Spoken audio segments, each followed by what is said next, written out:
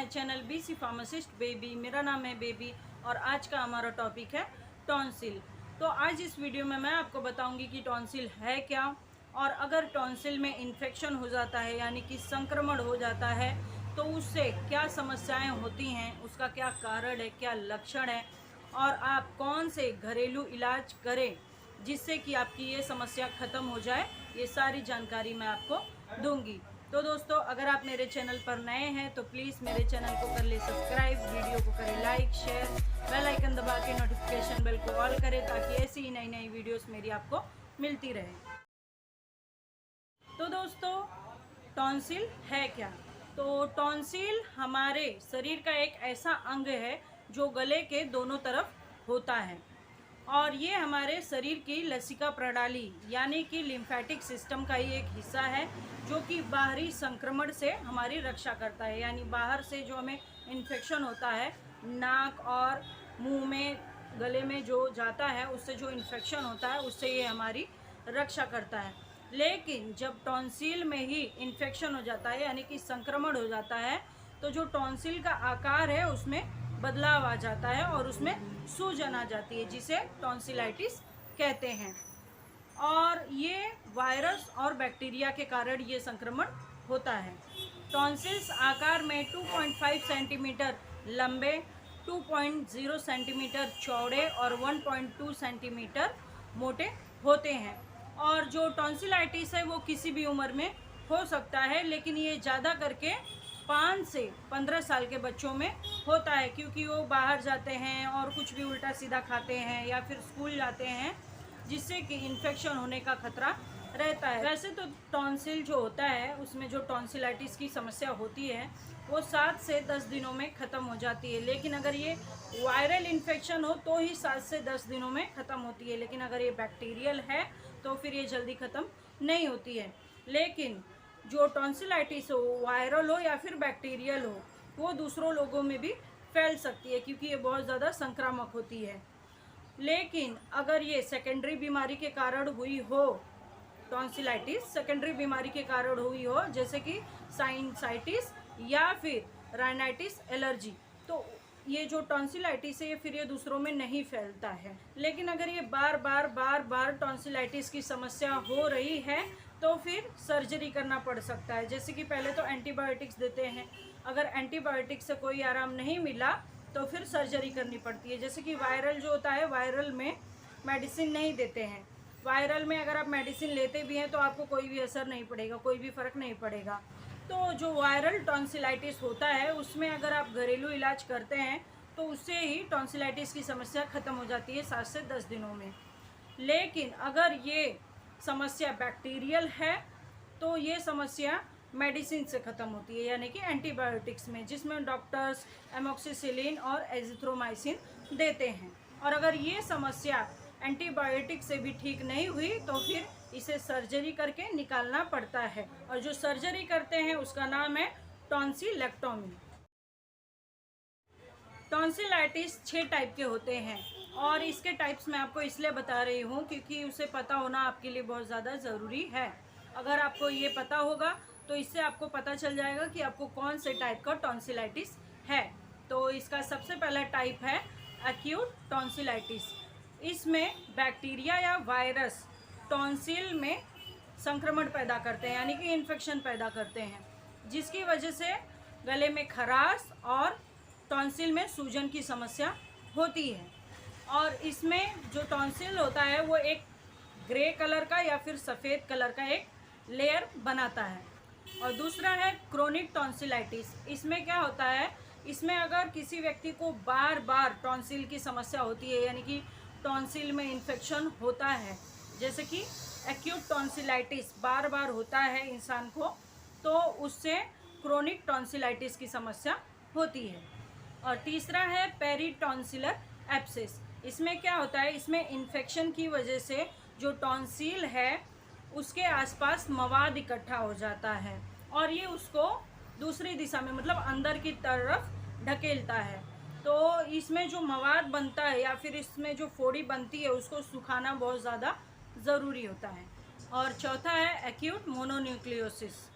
ये आमतौर पर एप्स्टीन बार वायरस की वजह से होता है और इसमें जो मोनो होता है उसकी वजह से गले में खराश, सूजन, शरीर पे लाल चकत्ते, बुखार, थकान इसकी समस्या होती है। और पांचवा है स्ट्रेप थ्रोट। ये बैक्टीरियल इन्फेक्शन के कारण होता है।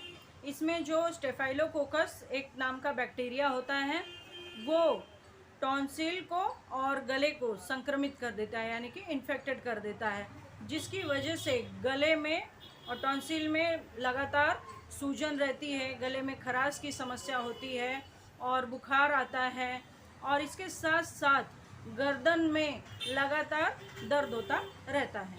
और स्ट्रेप थ्रोट का इलाज करवाना बहुत ज़्यादा ज़रूरी है, क्योंकि अगर इसका इलाज न हुआ तो आगे बहुत सारी समस्या होने का खतरा होता है। और छठा है टॉन्सिल स्टोन। टॉन्सिल स्टोन तब होता है जब गले में जो भी मतलब ग्रे कलर का या सफ़ेद कलर का जो लिक्विड बना हुआ रहता है वो उसमें अगर अटक जाता है, फंस जाता है, या फिर वो जो फोड़े से जो मवाद निकलता है वो उसमें अटक जाता है और उसमें जो टॉन्सिल है उसमें छोटे छोटे फोड़ी बना हुआ रहता है, तो उसके अटकने और फंसने की वजह से टॉन्सिल स्टोन होता है। और इसका इलाज भी करवाना बहुत ज़्यादा ज़रूरी है, नहीं तो बहुत तकलीफ़ होती है। गले में चुभन, खाना निगलने में तकलीफ़, पानी पीने में, हर चीज़ में समस्या होती है। तो टॉन्सिलाइटिस होने का सबसे बड़ा कारण यही होता है कि ये वायरल या फिर बैक्टीरियल, मतलब वायरस या फिर बैक्टीरिया के कारण ही टॉन्सिलाइटिस की समस्या होती है। इसका पहला कारण है वायरल इन्फेक्शन, जैसे कि कॉमन कोल्ड हो जाता है, सर्दी, तो उसकी वजह से भी टॉन्सिलाइटिस की समस्या होती है। और इसका दूसरा सबसे सामान्य कारण है स्टेफाइलोकोकस पायरोजिन्स, जिसकी वजह से भी टॉन्सिलाइटिस की समस्या होती है। स्टेफाइलोकोकस ऑरियस और माइकोप्लाज्मा निमोनिया एक तरीके का बैक्टीरिया होता है जिसकी वजह से भी टॉन्सिलाइटिस की समस्या होती है। इन्फ्लुएंजा के कारण भी टॉन्सिल में समस्या होती है, जिसको फ्लू कहते हैं। कोरोना वायरस की वजह से भी इसके 2 सब टाइप्स आ गए हैं, जिसमें पहला है SARS, जिसकी वजह से भी टॉन्सिलाइटिस की समस्या होती है। बहुत ज़्यादा ठंडा खाने या पीने की वजह से भी टॉन्सिलाइटिस की समस्या होती है, जैसे कि आइसक्रीम, कोल्ड ड्रिंक्स। और शरीर की रोग प्रतिरोधक क्षमता कम होने से भी टॉन्सिलाइटिस की समस्या होती है, जैसे कि मतलब इम्यूनिटी कमज़ोर होने से, वीक होने से। टॉन्सिलाइटिस के सिम्टम्स की बात करें तो इसमें सबसे बड़ी ये परेशानी होती है कि गले में बहुत ज़्यादा तेज़ दर्द होता है और कुछ भी निगलने में बहुत ज़्यादा परेशानी होती है। और इसका दूसरा सिम्टम्स है बुखार आना, कान के निचले हिस्से में दर्द रहना और जबड़ों के निचले हिस्से में सूजन हो जाना, ये भी इसका एक सिम्टम है। गले में खराश की समस्या होना और मुंह से बदबू आना, ये भी इसका एक सिम्टम है। बहुत ज़्यादा कमज़ोरी, चिड़चिड़ापन, थकान, ये भी इसका एक सिम्टम है। लाल और सूजे हुए टॉन्सिल, ये भी एक इसका सिम्टम है। और टॉन्सिल पे पीले या फिर सफ़ेद रंग का धब्बा होना, ये भी एक सिम्टम है। गर्दन में लिम्फ नोड का बढ़ना, ये भी एक इसका सिम्टम है। खरखरी, धीमी या फिर भारी आवाज़, ये भी एक इसका सिम्टम है। गर्दन में अकड़न, सिर दर्द, ये भी टॉन्सिलाइटिस का एक सिम्टम है। पेट में दर्द, खास करके छोटे बच्चों में पेट में दर्द। और बहुत ज़्यादा छोटे बच्चे जो होते हैं वो अपनी बातें कह नहीं पाते हैं, तो उनमें ऐसे कौन से सिम्टम्स हैं जिससे कि हमें पता चलेगा कि उनको टॉन्सिलाइटिस की समस्या है। इसका सबसे पहला सिम्टम है कि बच्चे जो भी खाते हैं उनको निगलने में समस्या होना या फिर निगलने में दर्द होना, जिसकी वजह से लार टपकना। खाने के लिए मना करना, ये भी बच्चों में एक सिम्टम है। और बेवजह चिड़चिड़ापन, थकान और कमज़ोरी बच्चों में, ये भी एक सिम्टम है टॉन्सिलाइटिस का। और अगर बच्चे को सर्दी और ज़ुकाम नहीं है लेकिन उसके बावजूद अगर उसको गले में खराश रहती है 24 से 48 घंटों तक उसके बाद भी, तो ये भी एक टॉन्सिलाइटिस का सिम्टम है। और सांस लेने में तकलीफ़ होना बच्चों में, ये भी एक टॉन्सिलाइटिस का सिम्टम है। तो टॉन्सिलाइटिस होने की वजह से जिन चीज़ों से आपको कफ बनता है वो चीज़ें बिल्कुल भी न खाएं, जैसे कि दही, ठंडा पानी, ठंडा दूध, इनका सेवन बिल्कुल भी न करें। आइसक्रीम, कोल्ड ड्रिंक्स, इनका भी सेवन बिल्कुल न करें। चावल, बासी खाना और जंक फूड बिल्कुल भी न खाएं। तली भुनी हुई चीज़ें भी न खाएं और ज़्यादा तेल मसाले वाली चीज़ें भी न खाएं। और ठंडी चीज़ें तो बिल्कुल भी न खाएं, क्योंकि उसकी वजह से टॉन्सिल में बहुत ज़्यादा प्रॉब्लम होती है। और जिन लोगों को टॉन्सिलाइटिस की समस्या है, वो जैसे कि फ्रिज में आप खाना रखे हैं तो उसको बार बार गर्म करके न खाएं, ताज़ा खाना खाएं, क्योंकि उसको बार बार गर्म करके खाने की वजह से उसमें जो पोषक तत्व होते हैं वो ख़त्म हो जाते हैं, जिसकी वजह से इम्यूनिटी वीक हो जाती है, यानी कि किसी व्यक्ति की रोग प्रतिरोधक क्षमता जो होती है वो कम हो जाती है। इसके लिए बासी खाना नहीं खाना चाहिए जिनको टॉन्सिलाइटिस की समस्या है। तो टॉन्सिलाइटिस में आप गर्म चीज़ें ज़्यादा खाएं, जो कि खाने में भी गर्म हो और उसकी तासीर भी गर्म हो, जैसे कि गर्म दूध में हल्दी डालकर, गर्म पानी, गर्म सूप, ओट मील्स, मैश्ड आलू, अंडा, अगर ये सब आप खाते हैं तो ये टॉन्सिल्स में बहुत ज़्यादा राहत देता है। आप ग्रीन टी, शहद और पकी हुई सब्जियां भी खाएं, इससे भी आपको बहुत ज़्यादा टॉन्सिल में राहत मिलेगी। तो टॉन्सिलाइटिस से बचने के लिए जैसे कि आप साफ़ सफाई बहुत ज़्यादा रखें, जैसे कि आप अगर आप खाना खाते हैं तो खाना खाने से पहले अच्छी तरीके से हाथ धोएं, और अगर आप वॉशरूम जाते हैं तो उसके बाद भी अच्छी तरीके से हाथ धोएं। छींकने खांसने के बाद हाथों को अच्छे से धोएं, रुमाल का इस्तेमाल करें, और अगर बच्चे को ये समस्या है तो उसे भी छींकने खांसने के बाद हाथ धोना सिखाएं, उसको रुमाल लेना सिखाएं, जिससे कि इन्फेक्शन फैले ना। और अगर आपको पता चल चुका है कि आपको टॉन्सिलाइटिस की समस्या है तो जो आपका टूथब्रश है उसको भी आप चेंज करें। और अगर बच्चे को टॉन्सिलाइटिस की समस्या है तो उसे स्कूल ना भेजें, क्योंकि जो टॉन्सिलाइटिस है वो वायरल और बैक्टीरियल इन्फेक्शन की वजह से होता है, जो कि दूसरों में भी फैल सकता है। इसके लिए बच्चे का घर पे ही ख्याल रखें, उसको तरल पदार्थ ज़्यादा दें, यानी कि लिक्विड फूड ज़्यादा दें, पानी ज़्यादा पिलाएं ताकि हाइड्रेशन बना रहे, और उसे ज़्यादा नींद लेने दें, यानी सोने दें, और उसे बच्चे को आराम लेने दें। टॉन्सिलाइटिस में आप योगा भी कर सकते हैं, योगा से भी टॉन्सिलाइटिस में बहुत ज़्यादा आराम मिलता है, जिसमें सबसे पहला है प्राणायाम, कपालभाति, अनुलोम विलोम, उज्जयी एवं भस्त्रिका, सेतु भक्तासन, पवन मुक्तासन, भुजंगासन, कुंजल क्रिया, आप ये कर सकते हैं। तो ये सब अगर आप योगा करते हैं तो इससे भी टॉन्सिल में बहुत ज़्यादा आराम मिलता है। तो जो भी योगा मैंने आपको बताया तो आप इंटरनेट से आप वो योगा देख सकते हैं और उसे आप कर सकते हैं। और टॉन्सिलाइटिस के टेस्ट की बात करें तो इसमें 2 टेस्ट होते हैं, जिसमें पहला है थ्रोट स्वैब टेस्ट। इसमें एक लंबी सी, जैसे कि हमारा ये ईयरबड होता है तो उसका ही समझ लीजिए, एक ईयरबड का एक लेते हैं, उससे जो सलाइवा होता है उसको थोड़ा सा ऐसे स्वैप करके निकालते हैं और उसको लैब में टेस्ट करने के लिए भेजते हैं। तो इस टेस्ट में ये होता है कि अगर ये टेस्ट पॉजिटिव आया तो मतलब बैक्टीरियल इन्फेक्शन है, और अगर ये टेस्ट नेगेटिव आया तो ये वायरल इन्फेक्शन है।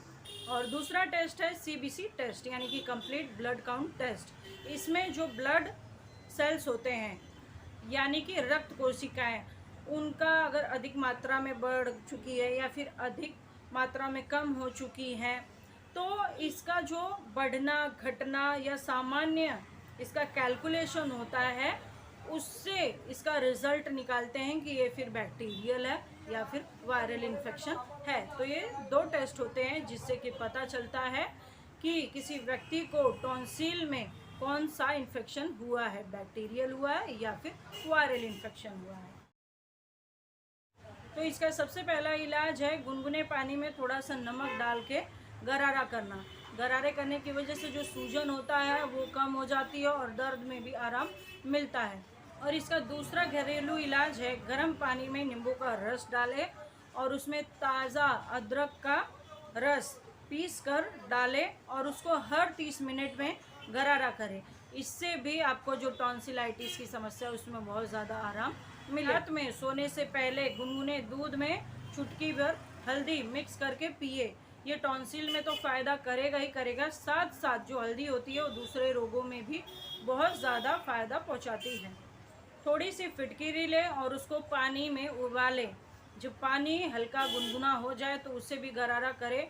ये टॉन्सिल में बहुत ज़्यादा आराम पहुंचाता है। पानी में 4 से 5 लहसुन डालें और उसको अच्छे से उबालें और इससे गरारा करें। इससे सूजन, जलन और खराश में बहुत ज़्यादा आराम मिलेगा। और किसी बच्चे को टॉन्सिलाइटिस की समस्या है तो उसको 1 चम्मच शहद ले, उसमें 2 से 3 बूंद नींबू का रस डालें और उसको दिन में 3 बार इसे दे। इससे उसको बहुत ज़्यादा आराम मिलेगा। और टॉन्सिल को दूर करने के लिए मेरे पास एक बहुत अच्छी दवाई है, लेकिन आज इस वीडियो में मैंने आपको बहुत ज़्यादा चीज़ें बता दी हैं टॉन्सिल के बारे में, तो पहले आप उसे अच्छे से देखिए और समझिए। फिर मैं एक और वीडियो बनाऊंगी जिसमें मैं आपको टॉन्सिल में आपको कौन सी दवाई लेनी है जिससे आपकी टॉन्सिल की समस्या जड़ से ख़त्म हो जाए, उसकी जानकारी दूंगी। सच मानिए दोस्तों, वो दवाई बहुत ज़्यादा ही असरदार है, क्योंकि जो मेरे सर हैं उनको टॉन्सिल की समस्या बचपन में ही थी, तो उन्होंने भी ये दवाई इस्तेमाल की, जिससे अब वो कितना भी ठंडा पानी पीते हैं या ठंडी चीज़ें खाते हैं, बर्फ़ वाली चीज़ें, तो भी उन्हें कोई भी प्रॉब्लम नहीं होती है, कोई भी समस्या नहीं होती है। तो इसके लिए आगे मैं एक वीडियो बनाऊंगी जिसमें आप टॉन्सिलाइटिस की अगर आपको समस्या है तो आप वो दवाई ले सकते हैं, जो कि आगे वीडियो में मैं आपको बताऊंगी। उसमें आपको 100% रिजल्ट मिलेगा, जड़ से आपकी टॉन्सिलाइटिस की समस्या ख़त्म हो जाएगी। लेकिन अगर आपको उसकी जानकारी चाहिए तो आपको मेरे वीडियो को लाइक करना पड़ेगा और प्लीज़ मेरे वीडियो को शेयर करें। और अगर आप मेरे चैनल पर नए हैं तो मेरे चैनल को सब्सक्राइब करें। और आपको वीडियो कैसा लगा प्लीज़ कमेंट बॉक्स में कमेंट करके बताएं। तो इसी के साथ मेरा वीडियो समाप्त होता है। Thank you, bye bye.